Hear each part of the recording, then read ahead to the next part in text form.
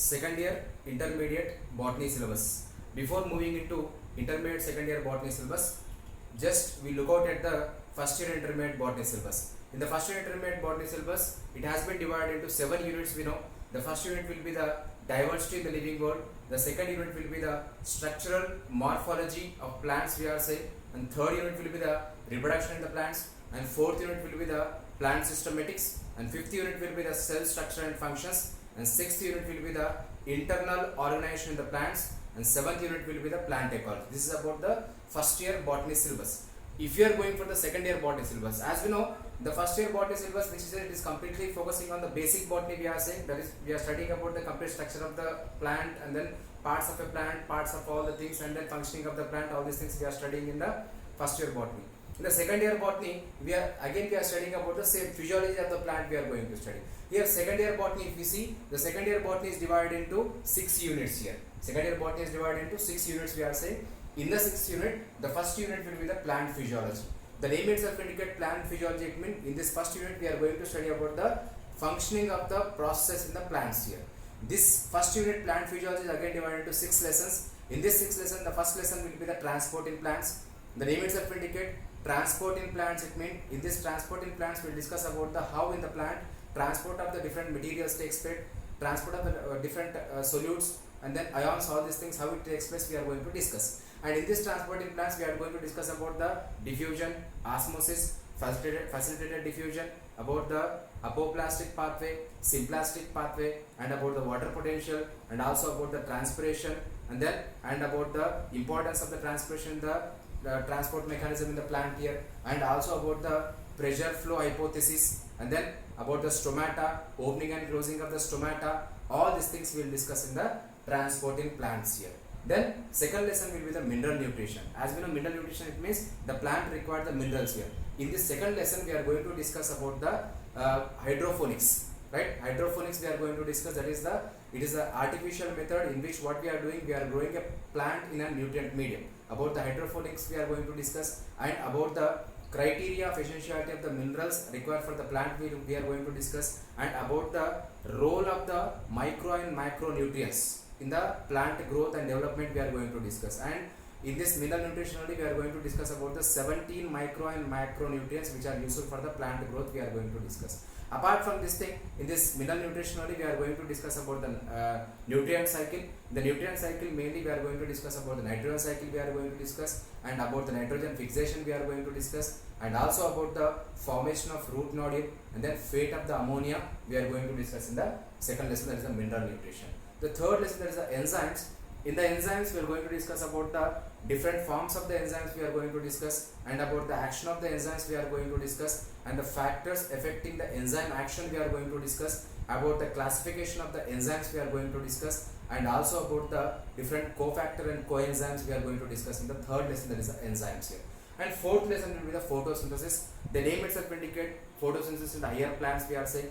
Name itself indicate in this lesson we are going to discuss about the importance of the photosynthesis we are going to discuss, and where the photosynthesis is occurring we are going to discuss, and about the chlorophyll, chloroplast, and different pigments of the pigments involving in the process of the photosynthesis we are going to discuss, and about the light reactions, dark reactions we are going to discuss, cyclic, non-cyclic photophosphorylations we are going to discuss, and also about the Calvin cycle we are going to discuss. Then C3 and C4 pathways, difference between the C3 and C4 pathways we are going to discuss.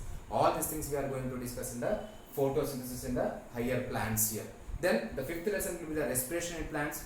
In the respiration in plants we are going to discuss about the importance of the respiration in the plants we are going to discuss, and in the respiration of the plants only we are going to discuss about the difference and the importance of the aerobic respiration, anaerobic respiration in the plants. And in this lesson only we are going to discuss about the glycolysis, that means the breakdown of the glucose into pyruvic acid. About the glycolysis cycle we are going to discuss, and then tricarboxylic acid, that is the Krebs cycle we are going to discuss, right? All these things we are going to discuss in the respiration in plants here, and also about the photorespiration. All these things we are going to discuss in the respiration in the plants here. Then the last 6th lesson will be the plant growth and development we are saying. In this lesson we are going to discuss about the different growth rates and different growth factors we are going to discuss, and then differentiation, dedifferentiation, redifferentiation, and about the different plant growth hormones and then physiological actions and then physiological effects of the different plant growth hormones we are going to use. There is a plant growth hormones mainly consisting of what? Auxins, gibberellins, cytokinins, ethylene, abscisic acid. About all these things we are going to discuss in the sixth lesson. And about the photoperiodism, about the vernalization, we are going to discuss in the sixth lesson. That is a plant growth and development we are saying. Then this is about the first unit completely. Second unit will be the microbiology. As we know, microbiology is a branch of science which always deals with the study of the microorganisms we are saying. In the second unit, that is the microbiology, we are going to discuss about the bacteria. The first lesson will be the bacteria.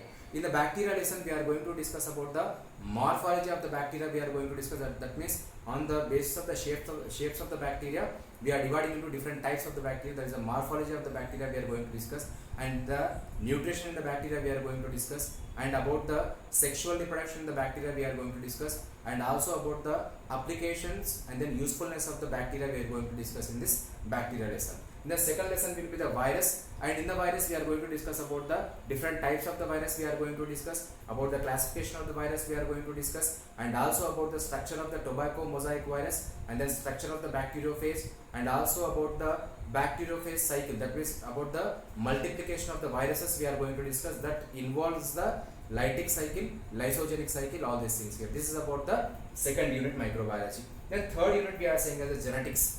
In the second year zoology also we had genetics, in the second year botany also we had genetics. But what is the difference here? Here in this genetics of the botany, we are completely studying about the plant genetics only. That means inheritance which is related to the plants only we are going to discuss. In the genetics of this botany, we are going to mainly discussing about the principles and inheritance of the variations here. In this in this genetics of the botany, we are going to discuss about the monohybrid cross, that is about the law of dominance, and then about the law of segregation, that is the law of independent assortment we are saying. Law of independent assortment is a dihybrid cross we are saying. About the incomplete dominance, codominance, all these things about the incomplete dominance, codominance, about the different parameters of the genetics we are going to discuss in what we are going to discuss in the genetics unit here. Then fourth unit that we are calling as a molecular biology we are saying. In the molecular biology, the study of the biology at the molecular level, or else the study of the macromolecules which are useful for the human beings, we are calling as what? Molecular biology we are saying. And in this molecular biology, we are studying about the molecular basis of inheritance we are saying. Mostly molecular biology is completely focusing on the study of the structure of DNA, structure of RNA, and about the different methods, that is the Griffith experiment, transformation experiment of the Griffith, and then Hershey experiment we are going to discuss, and then Michelson and Stahl experiment we are going to discuss, about the transcription, about the translation we are going to discuss, and types of RNA we are going to discuss, about the genetic code. All these things we are going to discuss in the molecular biology. Then biotechnology, fifth unit we are saying as a biotechnology. The name itself indicates biotechnology. It means the usage of the enzymes or living organisms for the human welfare we are calling it. That means by the techniques of the biotechnology, we are using the living organisms, we are using the enzymes, or we are using the products for the human welfare we are saying as a biotechnology. In this biotechnology, again biotechnology consisting of a principles of biotechnology we have, process of biotechnology we have, then applications of the biotechnology we have.